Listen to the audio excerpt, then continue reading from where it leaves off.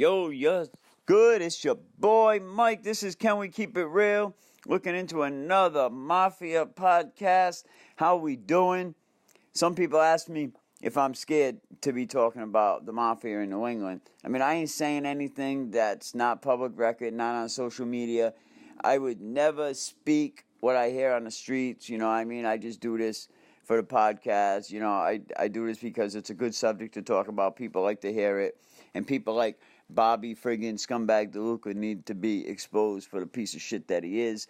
And Witness Protection Program is a joke. WITSEG is a friggin' joke. You got guys telling all crazy shit. They murdering people. They doing this. They doing that. They going in Witness Protection for a couple years. And Witness Protection, it's a real strict friggin' place. Not that I've been there. But from the research I did, they make you get a job. You have handlers. You do this. You do that. And most people can't handle that life. So what happens? They go back to doing whatever they did before they went into the rat squad. Is if you're a bank robber, but you're murdering people, you're burying people, you're telling on people, you're getting friggin' immunity deals, you're getting witness protection. Fuck that. We need to expose the phony, the ones that are not keeping it real. And the ones that are keeping it real, they know who they are. We don't have to talk about them. It's your boy Mikey. This is Can We Keep It Real? Coming up, Bobby DeLuca. Well, he dropped more intel how Patriarca Jr. lost the New England Mafia. We'll be right back. Can we keep it real? In the 1980s, Patriarca Jr., he saw his kingdom crumbling to the ground in front of his eyes. His troops were growing restless. They were getting mad. He had weak leadership. His downfall, they came to light in federal court the last few weeks. As his mob successor, Cadillac Frank, he stands trial for the 93 murder of Boston nightclub owner Stevie DeSaro. Salemi and Patriarca Jr. were allies during a war that broke out in '89. Patriarca Jr., he'll eventually turn on Caddy Frank, a guy that his father really respected and really helped push him up. He was going to have him assassinated behind bars. Patriarca Jr. took power after the death of his father. The crime family's namesake, Raymond Patriarca, he passed away of a sudden heart attack in '89. Following heading the organization for more than 20 years from his headquarters by his lawn chair on Federal Hill outside the coin shop. The 84-year-old Salemi was one of the elder Patriarca's top enforcers in Boston during the 60s. He got out of the joint in the spring of '87 for a car bombing that he did for Patriarca. Barboza was testifying. Salemi put a bomb under his lawyer's car and blew his lawyer's leg off, figuring that would slow him down. That got him immediately inducted into the crime family by Patriarca Jr., making him the main rep out in Boston, where he ended up replacing his mentor, Larry Ziano. He was locked up about the same time. Ziano being locked up and Salemi's unconventional fast rise through the ranks, that was a problem for Patriarca Jr. Ziano was well-liked and heavily respected. And Salemi, he was power-hungry. He wanted to rise to the top. Without Ziano on the streets to back Patriarca Jr., his crown is exposed, his family exposed. No one had faith in him. Nobody was afraid of him. None of his followers respected him. Mob crews out of East Boston and the North End, led by one-time J.R. Russo and his protege, Vinny the Animal Ferrara, they resented Cadillac Frank rise with the Patriarca Jr. Because after that, the books got closed, refused to induct any new members into the family after Caddy got his button. They beginning setting up a war. By '89, those whispers ballooned into a full-blown roar. According to people close, Angelo Sonny, he told Patriarca Jr. in May of '89 that if he didn't open up these books to replace Russo and Ferrara, he's going to have a fucking war on his hands. And in early June, Patriarca had a sit-down with Ferrara in New York at Saratoga Racetrack. But the face-to-face didn't solve shit, though. On June 16th, Salemi was set up in a shootout outside the Saugus, Mass. IHOP restaurant by Masulo and Patriarca Jr.'s underboss. And also, Connecticut Goodfella, William the Wildman Grasso, he was killed also. He thought he had to sit down in Providence with Raymond Patriarca Jr. On the way, he was shot in the back of the head and jumped off on some bank near some water on the way.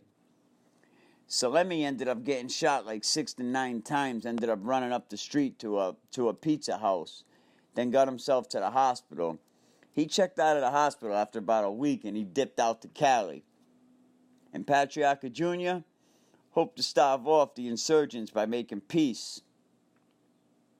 Per testimony this week that you heard from Bobby DeLuca, he was summoned to the Providence mob captain Anthony the Saint's house by Patriarca Jr. and asked to broker talks with the mob in order to quiet shit up. Once partners in a bookmaking business, DeLuca and the Saint had a real bad fallout in 2000s. And in 2016, taking out multiple murder contracts on his head. DeLuca had a sit-down up on the north end, outside the elementary school playground, and then another at a coffee shop. And he was told that Caddy was shot because of the drug deal going bad, which DeLuca knew that wasn't the story. See, DeLuca and Caddy, they were pretty tight at the time. This was before DeLuca was a rat. Well, DeLuca was born a rat. When DeLuca requested that Ferrara and Russo come to Providence for a sit-down with Patriarca Jr., they refused. So Patriarca, having no heart like his father, see, his father would have made sure them guys came to Providence. There wouldn't have been no refusing with Patriarca Sr. But Patriarca Jr., he ended up going to Boston for a sit-down and bringing Bobby DeLuca and the Saint as backups. The Don met with the leaders of the rebellion in the cafe at Massachusetts General Hospital. Days later, Rhode Island mob powerhouse, good-looking Matty, met with Ferrara at Providence Pizza Parlor to tell him he was taking over the Connecticut territory, which was previously overseen by Grasso, and would be providing Russo a bigger piece of the action of the state's racket. After that, Gambino's family got involved in the negotiations. See, the Gambinos supported Patriarca Jr.'s promotion to boss earlier this year. The Teflon Don himself, John Gotti, at the point of the most prominent godfather on the East Coast, called both sides of the conflict to have sit-downs in Manhattan. See, Gotti respected Patriarca Sr. Everybody did. He was part of the original commission set up at the Appalachians. And Gotti just pretty much told them all, Russo, stop the violence. And DeLuca, sent on behalf of Patriarca's family, was told there should be no retaliation for the attacks on Salemi and Grasso, and that is that, according to informant files. Gotti in turn arranged for Russo to get a bump up to consigliere, Patriarca Jr. to make a dozen of his men, and DeLuca to be inducted as his reward for his role as a peacemaker. At another sit-down in the back office of DeLuca Lorenzo's jewelry store in North Providence, Russo and Ferrara, they demanded that Jr. step down. They said, you ain't running this shit like a boss. This is not how a boss acts. Russo hollering at Patriarca Jr. Patriarca Jr. ended up agreeing to resign because they were pretty much saying, we'll kill you if you don't. In order to save face and not be publicly embarrassed, he made a deal with Russo where he would be allowed to conduct the upcoming making ceremony and then tell the organization's rank and file that he's stepping down the mob on his own volition, on his own doing, and handing the reins to Nicky Bianco. See, that was already set up by Gotti. They pretty much told him how it was going to go down. About a month later, Russo invited the Providence and Connecticut families to a party at the Lombardo's restaurant in East Boston to kick off Labor Day weekend and kind of buried up hatchet and make peace. The party was end up held on Russo's dad's birthday. The making ceremony, staged the October, was famously bugged by the feds, courtesy of help of Sonny Masulo. Within weeks, Patriarca Jr., Bianco, Russo, Ferrara, and others were all indicted on racketeering charges. And this is where pretty much Cadillac Frank's rise really started stepping up, where he started becoming beast mode. When Bianco was convicted at trial in 91, Cadillac Frank assumed command and proceeded to continue to fight it with the East Boston crew for almost the entirety of his in power. Salemi dodged a murder contract taken out on him by Patriarca Jr. The disposed Jr. did 8 years in the joint. Today he's an old man, and I think he's still selling real estate. Ferrara's been out over a decade ago. He's retired, running some nice little businesses in the North End stomping ground.